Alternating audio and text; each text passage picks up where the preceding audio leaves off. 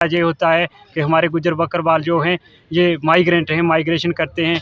ये 6 महीने एक जगह पे 6 महीने शिफ्ट होते हैं दूसरी जगह पे। तो इनके लिए पहले एक स्कीम हुआ करती थी, सीजनल स्कूल हुआ करते थे। तो हमारे दिमाग में इस तरह का भी कोई स्टेप गवर्नमेंट या एडमिनिस्ट्रेशन की तरफ से नहीं उठाया गया है, क्योंकि ये एक माता वैष्णो देवी जी एक ऐसा स्थान है जहाँ आप बिजनेस के हिसाब से देख लें तब भी लोग दरबदर हैं, आस्था के हिसाब से देख लें तभी भी जो उसको बाईपास कर रहे हैं। क्योंकि मैं एक मुसलमान होके अगर माता वैष्णो देवी जी की एक लोगों की सपोर्ट में खड़ा हूँ, तो मैं चाहता हूँ कि जो भी मुझे जितने भी मेरे हिंदू भाई देख रहे हैं सबको इस चीज़ में आगे आना चाहिए, चाहे वो रियासी का हो, दरमाड़ी का हो, मोहर का हो, बुमाग का हो, कटरा का हो। तो मैं तमाम लोगों से अपील करता हूं कि जितने भी लोग हैं इस संघर्ष समिति के साथ खड़े हो जाएं। तो लोग ये बोल रहे हैं जो दर्शन करने के लिए आते हैं कि हमें ये रोप पे नहीं चाहिए, तो हमें भी नहीं चाहिए, श्रद्धालुओं को भी नहीं चाहिए। तो फिर इसका पता करो कि इसके पीछे कौन एजेंसियां हैं, कौन लगाना चाहता है, इसको चाहिए किसको है। कामरुद्दीन जी, आप ब्लॉक बहमा के गुज्जर बकरवाल कॉन्फ्रेंस के नए ब्लॉक प्रेसिडेंट बनाए गए हैं, तो आप उनके लिए क्या उम्मीदें लेकर आएंगे? देखिए, सबसे पहले कुलदीप जी आपका बहुत बहुत शुक्रिया, क्योंकि आपने ये अपना कीमती समय जो हमारे लिए निकाला है, तो मैं आपका बहुत शुक्रिया अदा करता हूँ। उसके बाद जितने भी हमें देखने वाले हैं उन सबको मेरी तरफ़ से आदाब, अस्सलाम वालेकुम, नमस्कार। देखिए, मुझे जो एक नई ज़िम्मेवारी लोगों की तरफ से एक सौंपी गई है, तो मैं इसके लिए थोड़ा लोगों को एक जागरूक करने के लिए बता दूं कि ये एक नई चीज़ नहीं है। ये आल जम्मू व कश्मीर गुज्जर बकरवाल कॉन्फ्रेंस जो एक हाजी बुलंद खान साहब के टाइम में बनी थी, 1997 से ये शुरू हुई थी।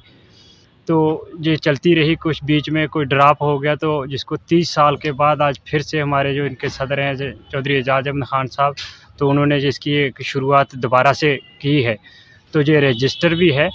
तो दूसरी बात मैं ये बताना चाहता हूँ कि लोगों के बीच जो एक इसका इशू बना हुआ था कि जो कॉन्फ्रेंस थी पहले अब ख़त्म हो गई है, रजिस्टर है कि या नहीं है।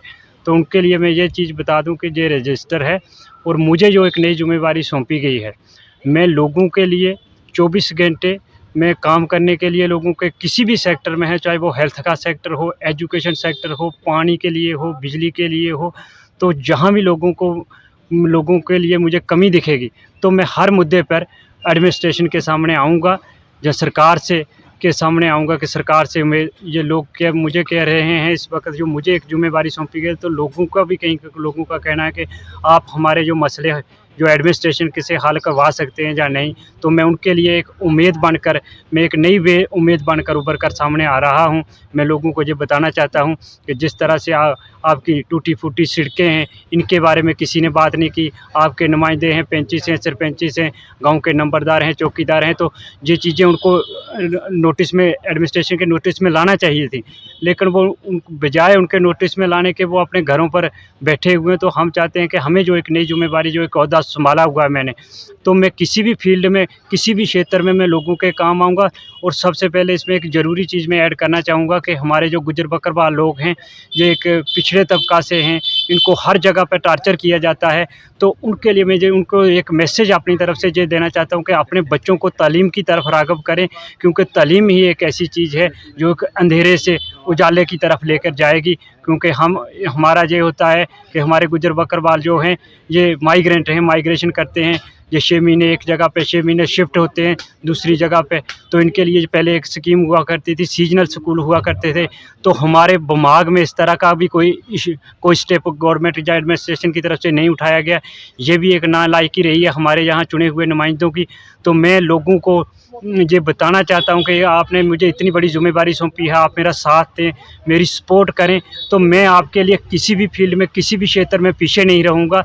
मेरा ये आपसे वादा रहा। और दूसरी बात ये है कि मेरे ब्लॉक भुमा के लोग जो कटरा माता वैष्णो देवी जी में काम करते हैं, मैं उनके लिए भी खड़ा हूँ, क्योंकि जो संघर्ष समिति कटरा की बनी हुई है, मैं पहले दिन से ही उनके उस स्ट्राइक में शामिल हुआ था। और मैं लास्ट तक मरते दम तक, ये कह रहे हैं ना गंडोला लगेगा, मैं कहता हूँ गंडोला लगेगा, लेकिन लगेगा तब जब हमारी पूरा कटरा लाशों से भर जाएगा, तब जाके गंडोला लगेगा।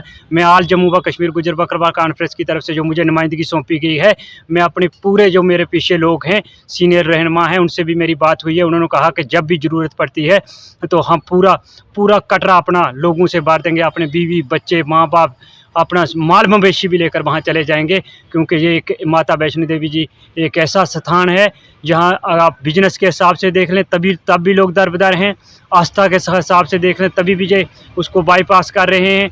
क्योंकि मैं एक मुसलमान होके अगर माता वैष्णो देवी जी की एक लोगों की सपोर्ट में खड़ा हूँ, तो मैं चाहता हूँ कि जो भी मुझे जितने भी मेरे हिंदू भाई देख रहे हैं, सबको इस चीज़ में आगे आना चाहिए, चाहे वो रियासी का हो, दरमाड़ी का हो, मोहर का हो, बुमाग का हो, कटरा का हो।